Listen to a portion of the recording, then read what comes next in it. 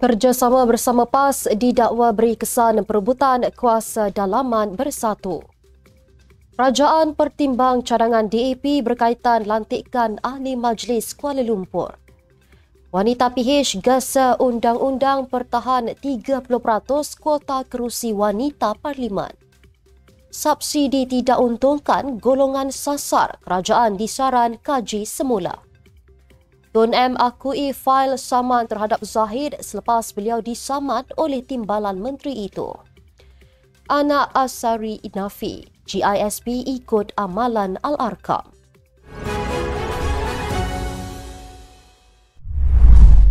Bismillahirrahmanirrahim. Assalamualaikum dan salam Malaysia Madani. Bersama saya Mirakilah dalam Netstep News edisi Extra. Jangan lupa ikuti kami di semua platform Netstep Malaysia.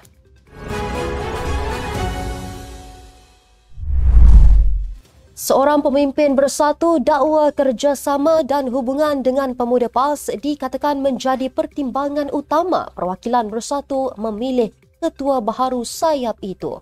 Menurut pemimpin yang enggan dikenali itu, majoritinya mahu keberkesanan kerjasama dengan PAS pada PRU 15 dan PRN di 6 negeri diteruskan untuk menghadapi PRU 16. Pada dua pilihan raya November 2022 dan Ogos 2023, PAS dan Bersatu menyumbang 74 kerusi untuk Perikatan Nasional dengan majoritinya di kawasan pengundi Melayu selain merampas pentadbiran Perlis dan mengekalkan pentadbiran Kedah, Kelantan serta Terengganu.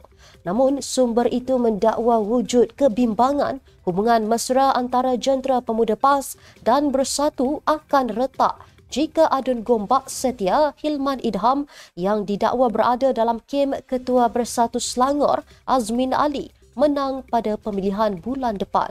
Beliau yang menjelaskan kepada FMT berkata ramai bimbang jika pemuda PAS boikot secara halus jentera pemuda PN terutama di kawasan kerusi ditandingi Bersatu pada PRU 16 nanti. Sementara itu, seorang lagi pemimpin sayap Bersatu pula berkata pemilihan ketua mereka cukup penting kerana dapat mempengaruhi hala tuju parti pada masa depan termasuk tanpa terlalu bergantung kepada PAS.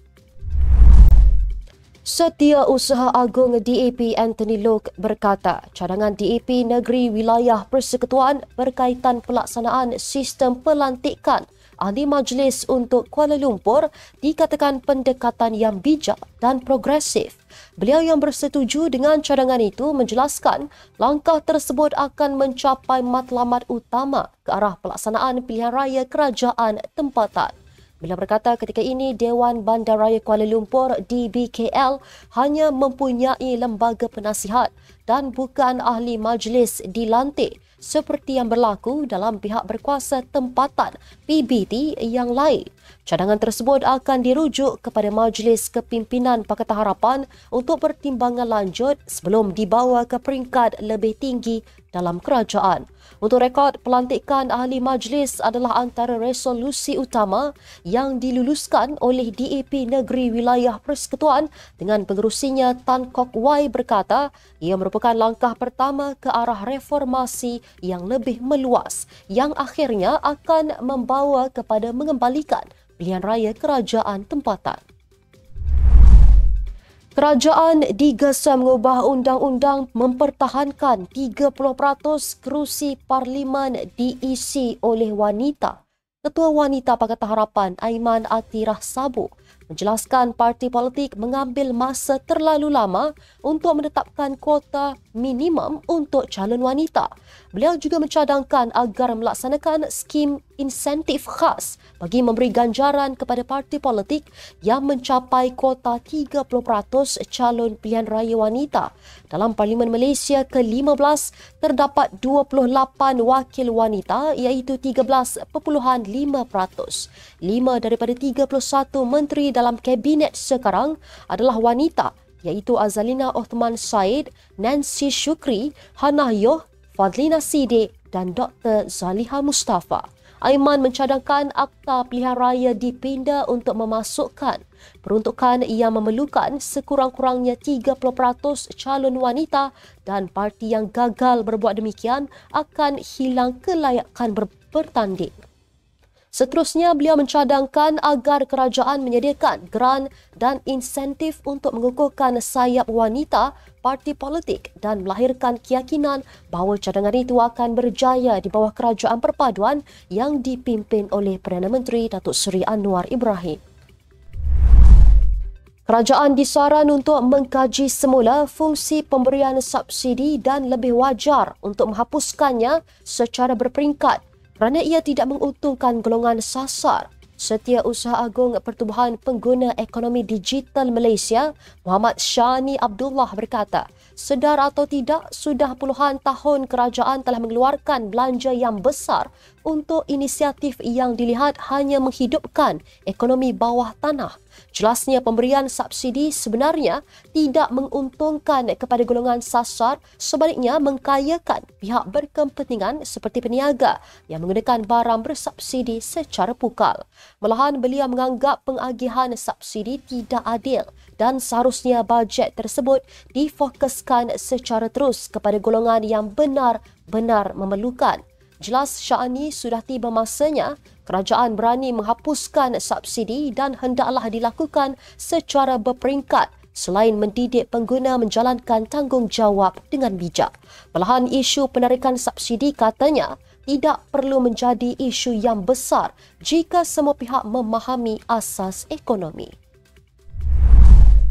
Bekas Perdana Menteri 2 kali Tun Dr. Mahathir Mohamad mengakui beliau menyaman fitnah Datuk Seri Ahmad Zahid Hamidi selepas Presiden UMNO itu menfailkan saman terhadapnya.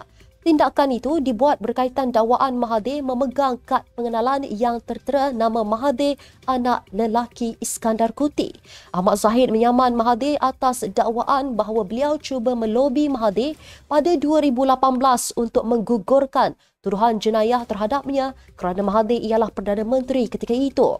Ahmad Zahid memfailkan saman terhadap Mahathir pada April 2022, manakala Mahathir menyaman timbalan Perdana Menteri itu pada Julai tahun yang sama.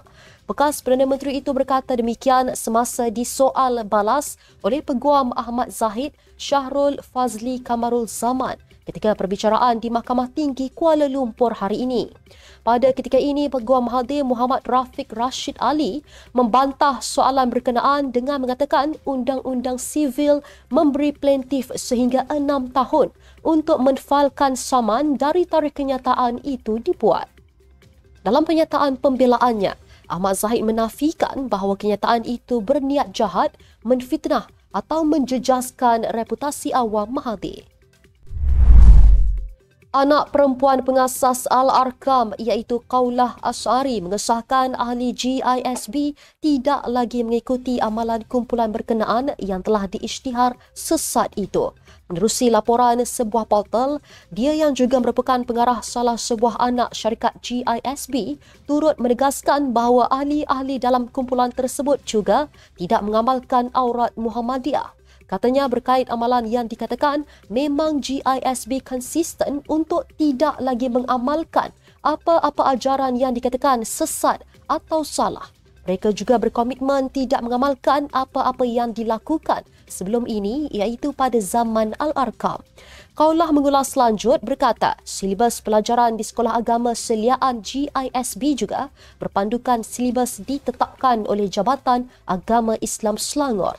Dalam masa yang sama, mereka sentiasa dipantau oleh Jabatan Agama selepas mengikuti kursus selama 500 jam dan kami juga dipantau untuk dipastikan tidak ada pengulangan amalan begitu. Sekian untuk edisi Ekstra hari ini. Ikuti perkembangan semasa isu-isu panas politik Malaysia setiap hari hanya di Netstab News. Jangan lupa untuk follow Facebook Netstab Malaysia dan subscribe YouTube Netstab TV. Netstab Malaysia bersama melangkah dengan yakin. Saya Mirakilah. Assalamualaikum dan salam sejahtera.